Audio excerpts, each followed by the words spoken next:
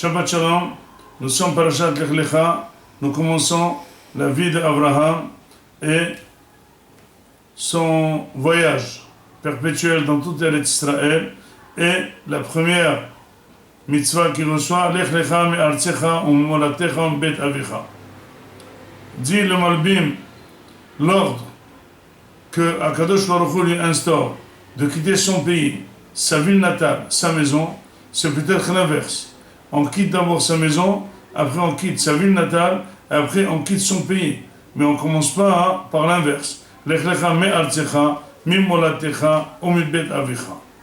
Et là, dit le Malbim, que Akadosh Baruch Hu lui ordonne de quitter chez soi pour une raison claire, de quitter les habitudes de Avodah Zara, les habitudes d'un pays de Avodah Zara, s'il veut devenir Aved Hashem.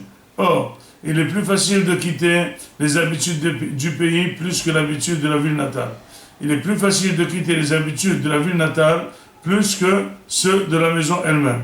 Donc il lui dit, quitte les habitudes de ton pays, quitte les habitudes de ta ville natale, quitte les habitudes de chez toi et vas-y. Disent les Mefarshim, où il va y aller. Il dit, il faut que tu commences à changer un petit peu et devenir indépendant. Or, la question qui se pose, là où il va aller, c'est lui le premier juif qui est croyant à Akadosh Baruch Hu. Donc là où il va aller, c'est de Avodah Zara. À quoi ça sert de quitter chez soi? Ce qu'il va faire, le renouveau qu'il va faire, qui va vivre chez soi ou ailleurs, il peut le vivre dans sa ville natale. Quelle est la différence? Et là, la personne, quand elle veut changer, elle ne peut pas le faire à côté de ses proches.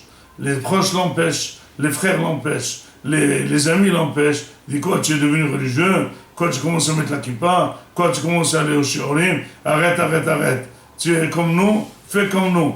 Mais par contre, quand la personne va aller dans un endroit étranger, les gens vont être plus gênés de s'immiscer dans sa vie. Il va pouvoir proclamer sa nouveauté d'être Aved Hashem, de servir à Kadosh Baruch Hu avec les habitudes de ceux qui servent à Kadosh Baruch Hu en quittant les habitudes de Avodah Zara. Mais la question qui se pose, une fois qu'il va aller s'instaurer ailleurs, il va aller s'installer en Égypte, il va aller s'installer à Canaan, là où il va s'installer, il va tout de même goûter les habitudes de l'endroit. Qu'est-ce qu'on va gagner? Puisque là où il va aller, il va s'inspirer aussi des habitudes de l'endroit. Dit le Rambam que l'entourage de la personne influence énormément le comportement de la personne. Même si on met un rachat dans un pays de tzadikim, il devient tzadik. Même si on met un tzadik dans un pays de rishaim, il devient rachat. Donc dans tous les cas, son voyage est voué à l'échec. Comment il peut recevoir cet ordre d'aller ailleurs? Eh bien, dit le Mefarshim, c'est pour ça que Avraham Avinu était nomade. C'est quoi nomade? C'est qu'il était en perpétuel voyage. Il ne s'est jamais acclimaté dans un endroit jusqu'à devoir faire plaisir à son entourage et avoir de bons contacts avec son entourage, parce que dès qu'il va le faire, il va commencer à jouer aussi la musique avec eux et être dans ses habitudes. Donc dès qu'il est devenu un petit peu connu, un petit peu ami, il quittait, il allait ailleurs. Il quittait, il allait ailleurs. Jusqu'à où? Jusqu'à ce qu'Abraham Avinu est devenu quelque chose, une sommité, jusqu'à ce qu'il est devenu une personne avec beaucoup de hassidim, avec beaucoup de talmidim, avec beaucoup de convertis qui l'entouraient. Et là, il est devenu lui-même quelqu'un d'influençant et pas d'influencé. Finalement, la personne devrait savoir toujours dans son entourage, est-ce qu'elle a une force d'influence sur les autres? Et si elle n'a pas de force d'influence sur les autres, sache qu'elle est influencée.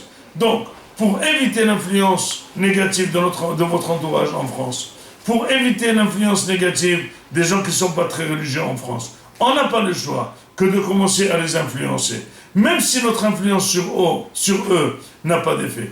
Mais quand on parle avec un ami, essaie de faire Shabbat, essaie de venir au shiur. Même si jamais il ne vient pas au shiur, même si jamais il ne fait pas Shabbat, mais au moins il sera gêné de t'amener au restaurant Shabbat. Il sera gêné d'être mevatel au travers de ton shiur. Donc, finalement, la force d'Abraham est de savoir comment créer une nouvelle vie en influençant les autres et ne pas être influencé. Cette force d'influencer les autres a fait qu'Abraham était tout seul d'un côté et tout le monde de l'autre côté, mais il a réussi à créer une nouvelle famille, à créer un pays entier, à créer un âme, à créer, jusqu'à aujourd'hui, on s'appelle tous Béné Abraham Avinu. Tout celui qui sait empêcher l'influence de son entourage et entourer sa famille de Torah et des mitzvot et pouvoir faire contre son entourage, ne pas avoir peur, c'est celui qui a cette force d'Abraham Avinu, Yehiratson, que en toute cette France, avec toutes les facilités, avec toutes les forces qui nous influencent, non, on saura garder notre judaïsme, on saura le faire fleurir, on saura le transmettre à nos enfants, et on sera prêt que si jamais on vient en Israël et dans le monde de la Torah, on va vite s'y intégrer. Shabbat Shalom.